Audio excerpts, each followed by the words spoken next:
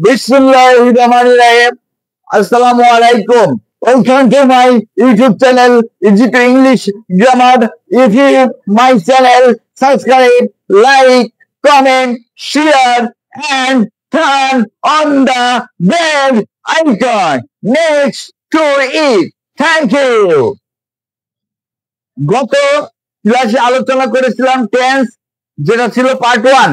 আজকে আলোচনা করব প্রথমে subject English grammar part 2, video lesson 2, এবং হচ্ছে টপিক টেন্স বা প্রেজেন্ট ইনডিফিনিট টেন্স।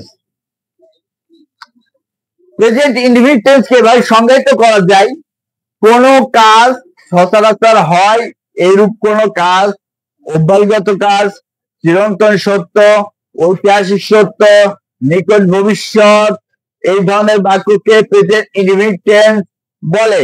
সহজে বোঝার উপায়, বাংলা বাক্যর শেষে হর্ষই এ অ অন্তর্য ও থাকলে প্রেজেন্ট ইনডিফিনিট টেন্স হয়। স্ট্রাকচার: এক, সাবজেক্ট প্লাস ভার্বের present form plus others, complement অথবা এক্সটেনশন অথবা বাকি অংশ আমরা বলতে পারি। তারপর অবশ্যই ফুল স্টপ হতে হবে, সেন্টেন্সটা কমপ্লিট হতে হবে। 2 নম্বর হচ্ছে সাবজেক্ট প্লাস এম অথবা ইজ অথবা আর প্লাস আদার্স অথবা কমপ্লিমেন্ট অথবা এক্সটেনশন অথবা বাকি অংশ, এই ধরনের কথা বোঝাবে এবং শেষে full stop. 3 number subject plus have অথবা হ্যাজ প্লাস আদার্স অথবা কমপ্লিমেন্ট অথবা এক্সটেনশন অথবা বাকি অংশ এবং ফুল স্টপ হবে। তো আমাদের মনে একটা খটকা লেগে গেল 2 আর 3 নিয়ে, সেটা হলো এম ইজ আর, এটা প্রেজেন্ট কন্টিনিউয়াস টেন্সের বিভাগ। এটা প্রেজেন্ট ইনডিফিনিট টেন্স কেন হলো? 3 নম্বর হচ্ছে যে হ্যাভ অথবা হ্যাজ, এখানে প্রেজেন্ট পারফেক্ট টেন্স হওয়ার কথা ছিল, কেন প্রেজেন্ট ইনডিফিনিট টেন্স হলো? আমরা সব একে একে বলবো, আপনারা সেটা পড়ে আয়ত্ত করবেন। এক্সাম্পল 1 নম্বর, আমি ইংরেজি পড়ি, আই রিড ইংলিশ। 2, সে কাজটি করে, হি ডাজ দ্য ওয়ার্ক। ব্যাখ্যা: এই উদাহরণ দুটি সাধারণ নিয়মে প্রেজেন্ট ইনডিফিনিট টেন্স হয়, অর্থাৎ সাবজেক্ট প্লাস ভার্বের প্রেজেন্ট ফর্ম প্লাস আদার্স ইত্যাদি। 2 নম্বর এক্সাম্পল, আমি একজন ছাত্র, আই এম এ স্টুডেন্ট।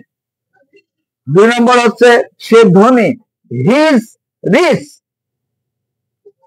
এই দুইটা উদাহরণে আমরা দেখতে পাচ্ছি এম ইজ আছে, তাহলে এম ইজ যদি থাকে তাহলে হচ্ছে এটা আছে প্রেজেন্ট কন্টিনিউয়াস টেন্স থাকার কথা ছিল, কিন্তু কি হয়েছে? প্রেজেন্ট ইনডিফিনিট টেন্স হয়েছে। কারণটা কি? কারণটা একটাই, সেটা হচ্ছে যে এখানে মূল ভার্ব হিসাবে প্রেজেন্ট এম ইজ আর প্রেজেন্ট ফর্ম হিসাবে বসছে মূল ভার্ব হিসাবে, যার কারণে এটা প্রেজেন্ট ইনডিফিনিট টেন্স হয়েছে। আবার আরেকটা 3 নম্বর আমাদের যে স্ট্রাকচারটা ছিল সেটার একটা এক্সাম্পল দিন। 1, আমার একটি গাড়ি আছে, আই হ্যাভ এ কার। 2 নম্বর, তার একটি স্বপ্ন ছিল, হি হ্যাজ এ ড্রিম। এখানে হ্যাভ অথবা হ্যাজ থাকলে পরে প্রেজেন্ট পারফেক্ট টেন্স হয়ে ইনডিফিনিট টেন্স হয়েছে, কারণ হ্যাভ অথবা হ্যাজ এখানে মেন ভার্ব হিসাবে কাজ করছে। আজকে ভিডিওটা আর বাড়াবো না, পরে আমরা নেক্সট আরো বিষয় নিয়ে আলোচনা করবো, গুরুত্বপূর্ণ বিষয় নিয়ে। আপনারা আমাদের সাথে থাকবেন, ভালো থাকবেন, সুস্থ থাকবেন এবং সবাই চ্যানেলটিকে শেয়ার, কমেন্ট, লাইক এগুলো করবেন এবং আমাকে অনুপ্রেরণা দিবেন যাতে আপনাদের কাছে আরো ভালো ভালো বিষয় নিয়ে হাজির হতে পারি। সবাই থাকবেন, সুস্থ থাকবেন। আল্লাহ হাফেজ।